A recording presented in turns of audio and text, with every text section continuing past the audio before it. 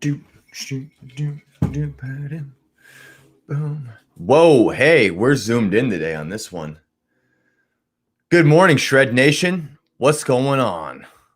Welcome to episode 46 of the School of Shred. Grab a cup of coffee or a cup of tea, a mug of tea, and get ready to learn something today. Today, we're going to learn how to de-stress. You guys want to learn how to de-stress?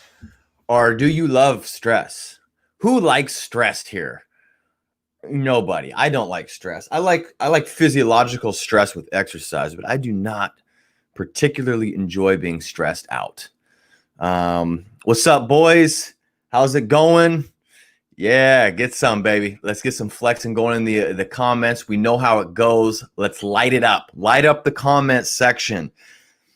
Stress out those muscles so we can learn how to de-stress today. We're going to go over 5 tools that I've found particularly powerful to de-stress the body today. That's what we're going to get into. So a quick roll call. Let me know where you guys are at, where you're located, where you guys are watching from. We already got some flex emojis dropping down in the comments. Go ahead and flex on me as well. Welcome, Shred Nation. If you guys want to learn more, go to schoolofshredpodcast.com and jump on the email list, the email newsletter. You will get a free guide, free content. We go deeper. My website, the official johnreedfitness.com website, that's being a membership website, is going to be launched soon. And so if you sign up for the emails, you're going to also be getting my daily blogs. So there's going to be a lot of good content coming. This is just the beginning, literally just the beginning. So go to schoolofshredpodcast.com and enter your email to jump on that. Next thing is, if you guys find value in this, please share it with the people in your life. And you can find the show on Facebook, YouTube, Instagram, and then replays are available for the audio versions on iTunes and Spotify. So take the school on the go with you in the car and marinate your brain in holistic health and fitness, folks. All right, let's get better, huh? Let's de-stress. So, episode 46, we're going to go over some de-stressing stuff. The big thing, we've gone into this before, this whole idea of balancing out the central nervous system. And we're going to continue to go over this because this is one of the main talking points. And I feel that things need to be repeated in order for us to really execute them and really understand how important they are. So balancing this autonomic nervous system is absolutely important. And the reason is because we don't want to be stressed all the time, but we also don't want to never stress our body, right? It's about balancing stressors. So everything is a continuum. We kind of talked about thinking yesterday and using our brains and being mindful, but everything is a continuum. And with that said, we live in a society where typically more times than not, we're stressed. And it could come from mental stress. It can come from physiological stress, or both. The thing that we need to start realizing is that the way our bodies respond to physiological or mental stress is the same. It's cortisol release. It's epinephrine, also called adrenaline, norepinephrine. So these guys, when we get a stressed out response, it could be maybe a verbal confrontation we had. Maybe we're holding something in because we have toxic relationships and we're not saying what needs to be said. That can cause stress and cause the adrenals to work overtime. Or maybe it's you're working out too much. Yes, too much. And you're causing too much stress. Or maybe it's a combination. This happens with a lot of my clientele. There's business executives out there, business professionals who are in the tech industry. They're on meetings all day long, and they have to learn how to fit 40 hours of work into a 24-hour day a lot of the time. And so it can be stressful. And they get to the gym, and then they want to work really hard, and then they want to diet really hard. And it's like, you got to realize a hypocaloric diet to try and lose body fat in the long run is a stress on the body. And so we want to have diet breaks. We want to have carbohydrates sometimes to ease the central nervous system, particularly before bed. That's a good way to de-stress the body. But we want to balance these stressors. And so that kind of archetype of that client that I just drew you up, it could be you. It could be you in your endeavors right now. You could be working all day. You're hustling, bustling. You're kind of in that fight or flight response. and then you want to go to the gym, great, fight or flight response, and then you get home. And if you don't have any ways of de-stressing your body, you're basically stressed out all the time, all the other times that you're not sleeping. So potentially, 16, 18 hours a day, you're primarily in this fight or flight response, which is not good for building muscle tissue, and it's not good for keeping inflammation low, which will help us burn body fat. So that is something that we want to note. So with that said, what are some quick tips that we can take away today so we can start de-stressing? Okay, we're going to try and make today a little more simple. I have 5 tips for you. Number 1 is box breathing. Number 2 we'll get into is walking. Number 3 we're going to get into is gratitude. Number 4 we're going to get into is meditation. And then number 5 is cold showers. Okay, so yeah, cold showers. What? He said cold showers. I know. I'm telling you, cold therapy is awesome for chilling out your central nervous system. So anyway, who's taking a cold shower out there? Let me know in the comments. You guys do cold showers yet? Or is that something that we need to get into? I've got a phone right here on IG that just does not want to. It keeps going to. I'm on low power or low battery mode here. I got to keep waking it up. Cold showers. Who wants to take an ice bath first thing in the morning? Huh? Raise your hand. Okay. So anyway, let's get into it. Number 1 is box breathing. This is a great technique. If you get pissed off at somebody and you have a verbal confrontation, or it could be anything, you guys. It could be some type of a stress response where you feel that adrenaline kind of pump up in your body. You can box breathe. And what I want you to do on this is you become aware of your surroundings, aware of your body. So, try to stop the distracting thoughts of whatever interaction it was. I mean, this can happen if you just feel a bit of anxiety, which a lot of us feel. And so stop, kind of take stock of the moment. What does your butt feel like to be sitting in your chair or wherever you're at? What's the sensation through your body? And then just go for some box breaths. You can do, 5 to 10 of these guys. And what you do is you breathe in for 4.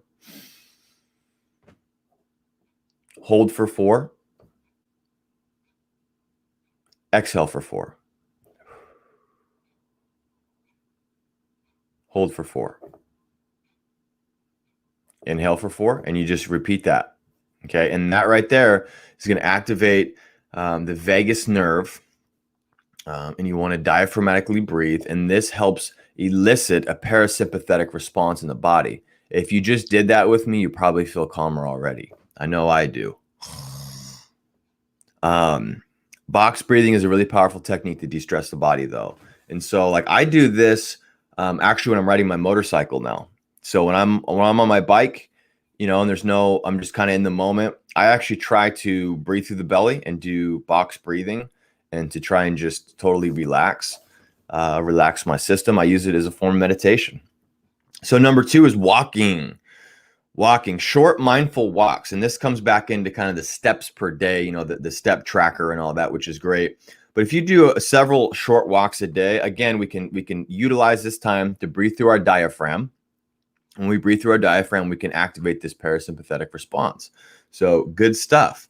I go out for several short walks a day.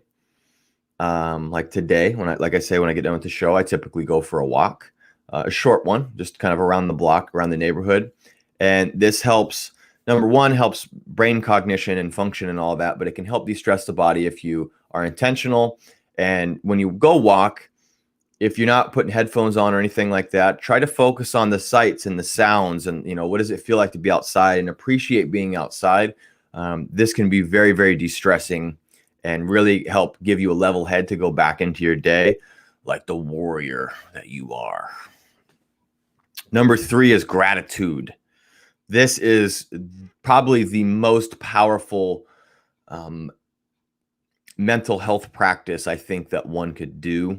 And I'm saying that because of personal experience. I've heard before, and I've put it to the test, that, you can't be depressed and grateful at the same time. And I really think that that's true, because I have noticed that that's just, you can't have both at the same time. It's hard to be depressed and not feeling good about your life when you're grateful for all the stuff in your life. Usually, I know for me, depression is usually this sense of lack of. With gratitude, there's a sense of, I'm lucky that I have this. And so, what you can do if you're stressed out to de-stress your body, this is a good practice anyway. I mean, we go deep on this in the School of Shred, but think of 5 things you're grateful for. So if you get, revved up a wall, you're redlined.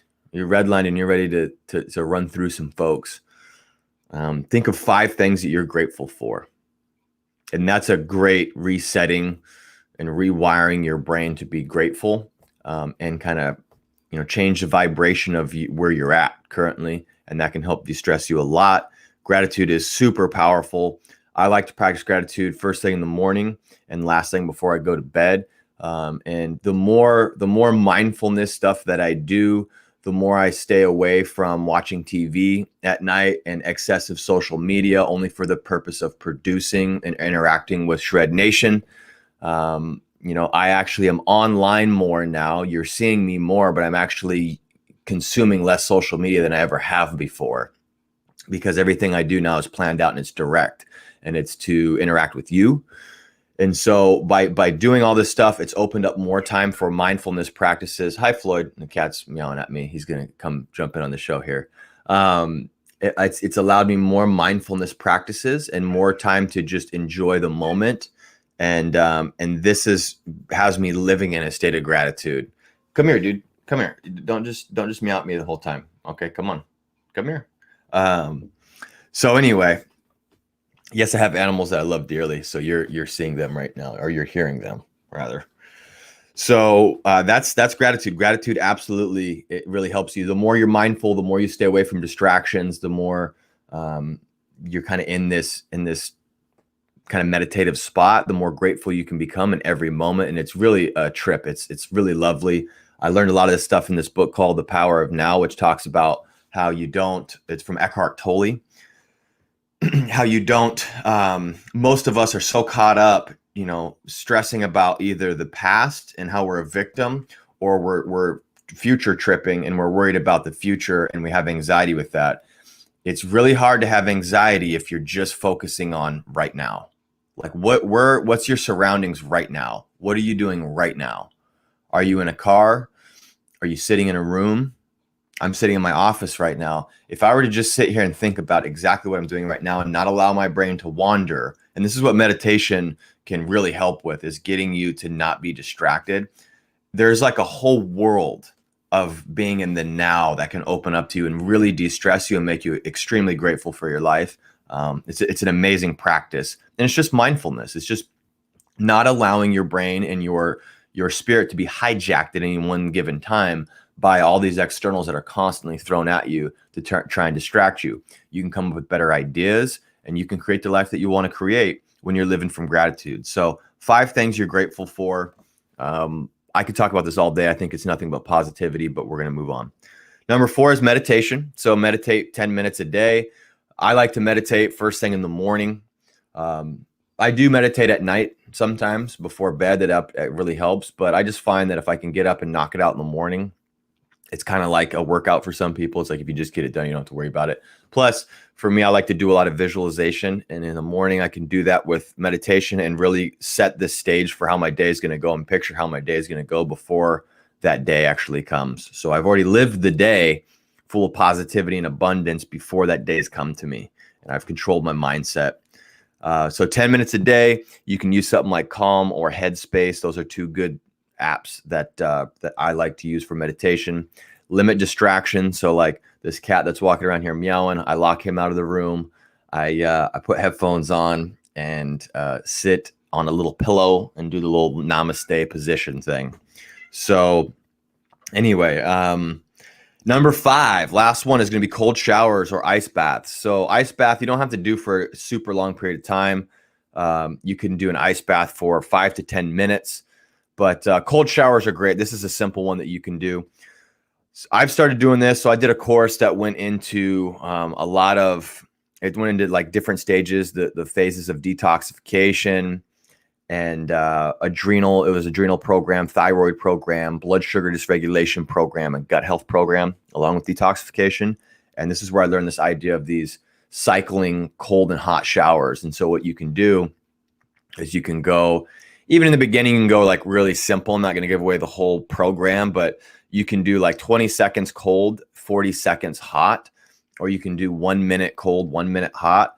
But anyway, a cold shower actually can really help you relax the body. It's amazing how when you go from hot to cold, it starts to relax your body.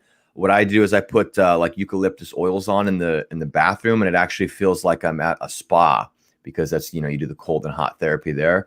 And I always feel extremely relaxed after. And it's kind of brutal because it's in the beginning, you don't want to do it. But when you do this, there is definitely some merit to it, and it can really help you fall into that parasympathetic response, parasympathetic response. And it can really set the tone for a good evening or a good day. I definitely like this. Cold showers are awesome. I actually do them after my workout too. You can elicit a bit of a hormetic response. If you're going to do the ice bath, you can put magnesium in there. So magnesium, I don't know if you know this or not, but our skin is one of the main ways that we absorb things, right? It's a very absorbent tissue. And so magnesium can be hard in supplement form to get down. They have to cut it with other things. And when you have magnesium salts in your bath, you absorb a lot of it. Magnesium is extremely good for you. And so you can throw some of that in there. You can also do a hot bath. Hot bath can be relaxing as well. There's actually been some cool studies that have shown that there's a pretty significant amount of calories that you can burn in 1 hour of sitting in a tub, like 104, which might not be that much, but it's quite a bit for sitting in a tub. And it can actually help blood sugars and postprandial glucose readings. So anyway, the cold shower thing's legit though. If you're ever having a stressful day, do cycles of cold therapy. So like a minute in a cold shower, a minute hot shower. And what it's doing is it's doing this whole thing of vasoconstriction and vasodilation. So your extremities, like your arms and your muscles and all that good stuff, when you're in hot water, you're going to be vasodilating the extremities, okay, and vasoconstricting a lot of the tissues that are like the digestive tissues. But then when you go into cold, you're going to be flipping the script on that. So then you're going to be vasoconstricting blood flow to the extremities. And so this can really help with circulation as well. And it helps create that response. Now, one thing you don't want to do is overreact and be a little sissy when you're doing the cold therapy. So you want to try and control your breathing. So don't allow the cold to create shock in your body. And so try to like be super calm and breathe, and utilize box breathing, which was number 1 today. 4 seconds in, 4 seconds hold, 4 seconds out, 4 seconds hold. Try to utilize that, even if you're getting that shiver effect. That shiver effect is good, like the where you're kind of catching your breath. If you ever dive into a lake where you get that whole thing going. That right there is you try to breathe that and be calm, and that's going to help create this relaxation response. So anyway, guys, that's it. That's episode 46. Keeping it a little bit shorter today. So I hope you guys learned something. Again, we went over 5 de-stress tools, and those tools are box breathing, short mindful walks, thinking of 5 things you're grateful for, meditate 10 minutes a day in the beginning of the day or the end of the day, or at work if you can, and then cold showers, cycles of cold and hot therapy. So that's it for today. Again, go to schoolofshredpodcast.com so you can learn more and join the email list and get free content that digs deeper than any social media post that I'm going to put up. You can learn a lot more and be plugged into the school. So that is it. With that said, I want you guys to stay strong and healthy in body. Stay relentless and energized in your spirit. And stay determined in your pursuits today. That spells shred. Now go shred the day and get better in every way. Have an awesome day, everybody. Shred Nation.